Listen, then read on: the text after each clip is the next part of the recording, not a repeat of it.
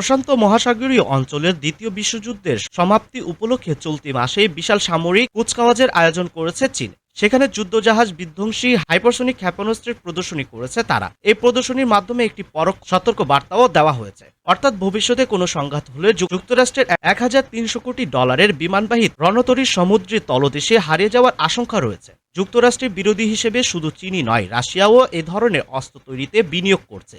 তারাও হাইপারসনিক ক্ষেপণাস্ত্র তৈরিতে অগ্রগতি অর্জন করেছে। তবে চীনের তুলনায় যুক্তরাষ্ট্র হাইপারসনিক অস্ত্র তৈরিতে এখনও পিছিয়ে আছে, যদিও বিশেষজ্ঞরা বলছেন দেশটি এক্ষেত্রে উন্নতি করেছে।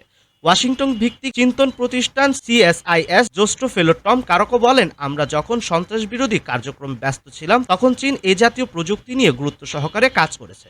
তারা এ বিষয়ে এগিয়ে রয়েছে ঠিক, তবে আমরাও দ্রুত উন্নতি করছি। হাইপারসনিক অস্ত্র শব্দের চেয়ে 5 গুণ বেশি গতিতে ছুটতে পারে। এ বৈশিষ্ট্যের কারণে এগুলোর বিশেষ সামরিক সুবিধা রয়েছে।